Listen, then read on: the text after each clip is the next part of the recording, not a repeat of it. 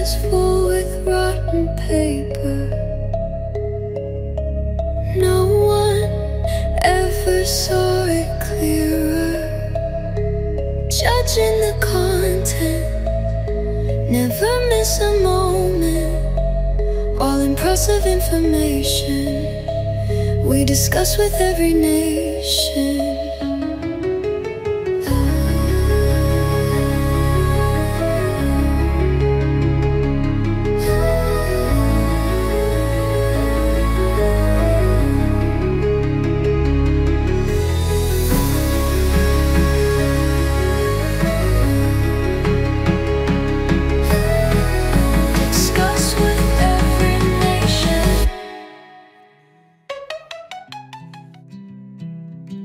Oh, Jeep of war, both sides would keep. In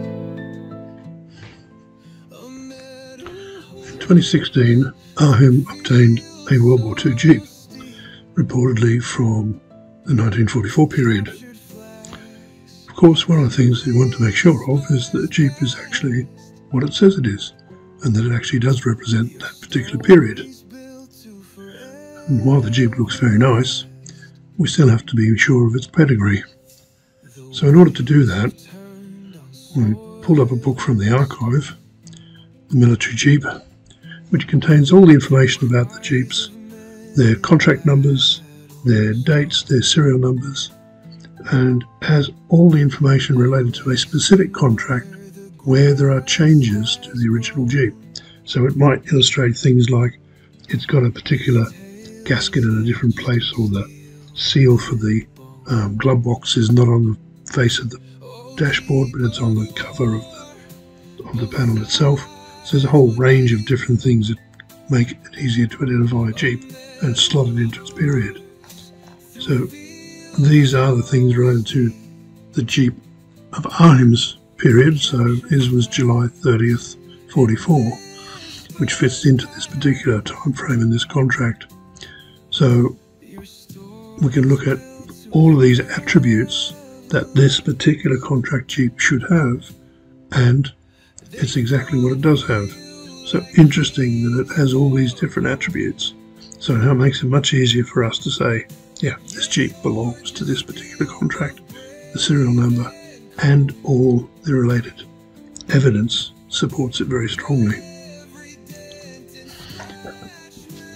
Now, Ahim wanted to have his Jeep in captured German colours. A lot of people said, oh, no, that never happened.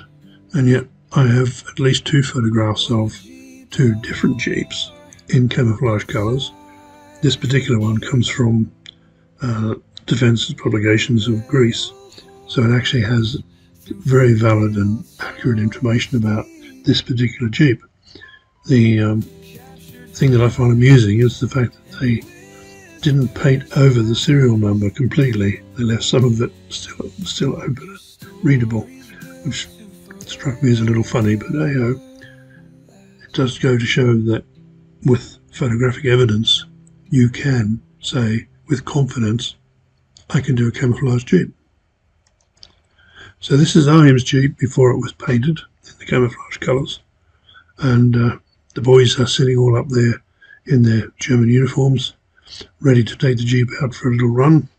And of course, being in American markings wasn't unusual because it still happened during that time frame. We have pictures of German soldiers sitting in a Jeep driving around. In this particular case, I think they're driving around Paris. But it's just a case of what the evidence actually shows us.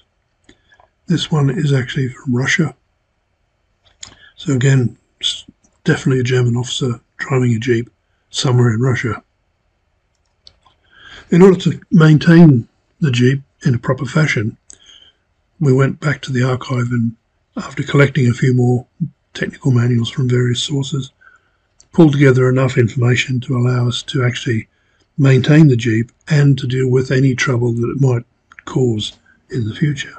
So this one's a driving instruction book and general maintenance, and much like today's modern car manuals, here we have the obligatory picture of here are all the controls and this is what they're called.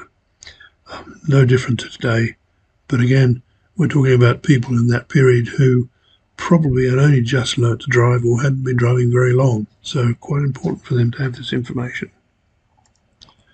One of the other things that come into the archive was a set of drawings marked as Willys drawings that give us a little good indication of some of the aspects of the Jeep in this sort of semi-transparent views. So the front one, the side one, and of course the top. All kind of useful because if we have to check things or make measurements about anything, all the measurements are here. We don't really have to worry about too much at all.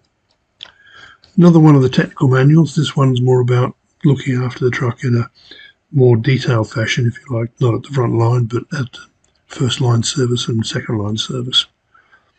So this particular one, so you see the date is February 44, which fits right on with IM's particular Jeep.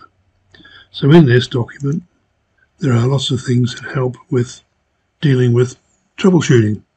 Now, we did have a case where the engine was lacking power and couldn't really determine what was going on. So after going through this checklist and checking all these various aspects, we came to the conclusion that the throttle didn't completely fully open, so therefore we needed to adjust the way that the cabling worked. So these things are very important for someone who's trying to look after a vintage vehicle, because it gives us a good indication of what we could do if we have a problem, so we can go through and check things. And the troubleshooting list on the Willys Jeep is pretty extensive. Virtually every single part or area has something related to troubleshooting, whether it be the axles, the brakes, steering, instruments, engine clutch, whatever. It's all listed in this particular manual. It's extremely helpful for managing the truck and making sure it does what it's supposed to do. Now, one of the things we don't want to be, we don't want the truck stuck in the sand like this poor individual. Neither do we want the truck stuck because something's wrong with it and we don't know what to fix with it. So these are the sorts of things that the manuals will help us with immensely. In this particular case, I suspect they're going to need a tow out to get it out of the sand. So here is IM's Jeep post camouflage paint job, and I have to say it looks rather nice. It's very stylized and very much following the pattern of the German standard camouflage schemes. And I think it looks quite good actually, and marked up with suitable markings for distance, for cars following, etc. See you next time, where the circuit shines. Scroll the timeline, leaving the past behind. No pen, no pad, just a screen to confide. See you next time.